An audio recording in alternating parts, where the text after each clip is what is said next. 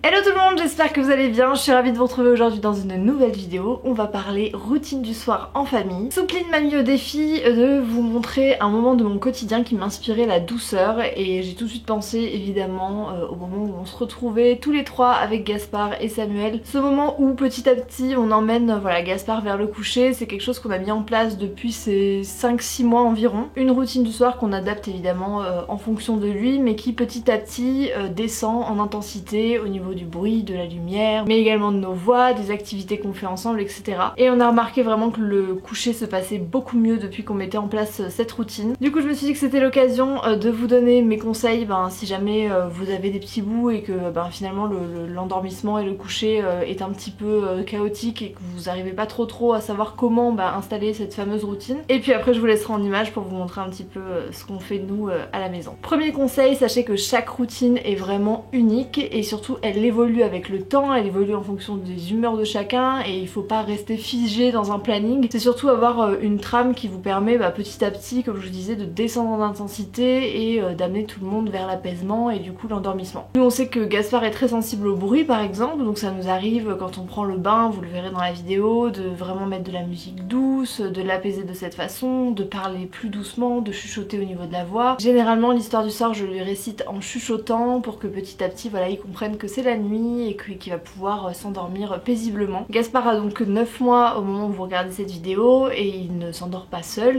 Ne vous inquiétez pas si on vous met la pression autour de vous, je vous dis ça parce que je reçois énormément de messages de mamans qui me disent voilà je comprends pas, mon entourage me met la pression en me disant que c'est pas normal que ma fille, mon fils ait besoin de s'endormir au sein, qu'il ait besoin de moi pour s'endormir, qu'il ait besoin de moi pour que je le berce, etc.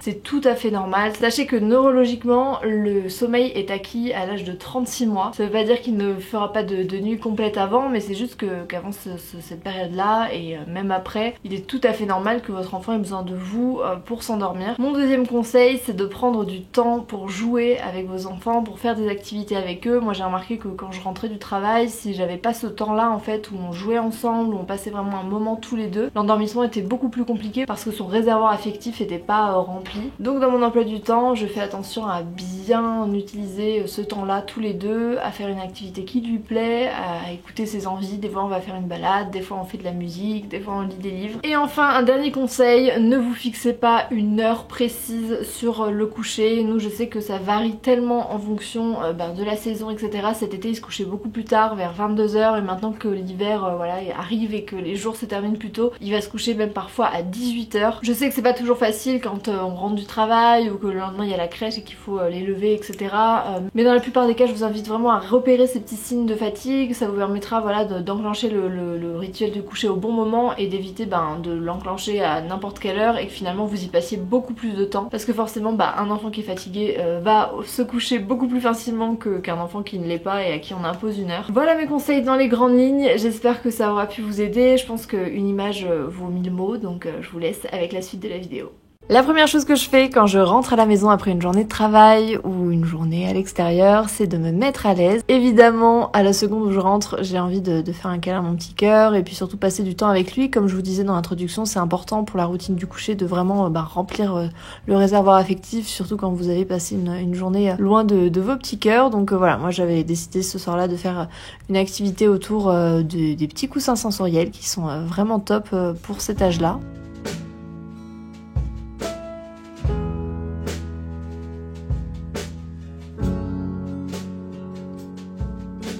Ensuite on fait une tétée bien évidemment, souvent ça ne tarde pas trop puisque Gaspard a envie de me retrouver même si je tire mon lait et qu'il boit mon lait la journée. Le soir c'est un petit moment câlin tous les deux.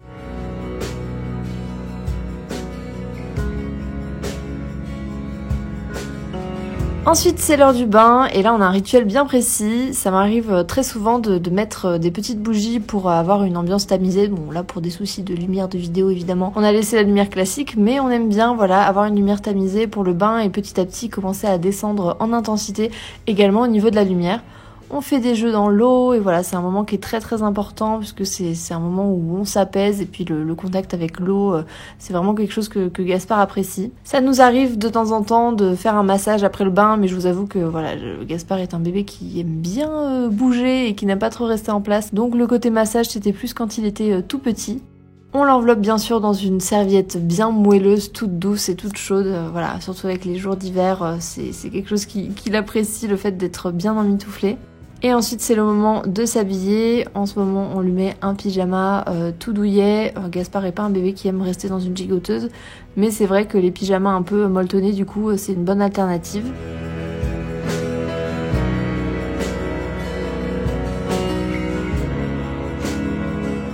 La nuit commence à tomber de plus en plus tôt, donc généralement on s'adapte et on prépare à manger assez tôt. Ce soir-là, Samuel avait cuisiné un gratin de gnocchi, c'est super bon, très facile à faire, je vous mettrai la recette en barre d'infos si ça vous intéresse. Mais globalement, c'est une sauce tomate, des petits gnocchis que vous faites cuire d'abord à la poêle, puis ensuite vous mettez tout ça dans un plat à gratin, vous rajoutez la sauce tomate, les petits légumes, et vous pouvez mettre par-dessus du fromage à gratiner. Une fois que le plat est prêt, bien évidemment, on se met à table et on déguste tout ça en famille. On passe à l'histoire du soir, donc tous les soirs on choisit une histoire. En ce moment c'est celle-ci qui remporte toujours la bataille. C'est un petit livre avec des animaux et Gaspard aime bien le feuilleter. Voilà, ça c'est un moment qu'on prend tous les deux dans le lit tranquillement. Généralement avec une petite lumière, on chuchote et on se plonge tranquillement dans le sommeil. Et en ce moment il est fan de cet ours-là, voilà, il aime le câliner, le prendre dans ses bras, je pense que le côté tout doux, voilà, ça lui plaît beaucoup, il lui mord le nez, il l'attrape dans tous les sens.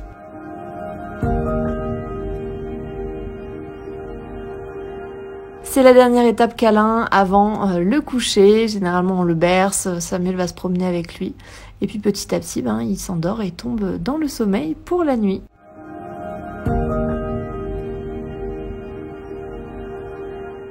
Voilà tout le monde, c'est terminé, j'espère que cette vidéo vous a plu, j'espère que les images voilà, vous auront un petit peu parlé et que ces conseils là pourront être appliqués dans votre quotidien. N'hésitez pas vous à me dire quelle est votre routine du soir, c'est toujours sympa de partager tout ça. Et puis moi je vous dis à mercredi prochain pour une nouvelle vidéo. Ciao ciao!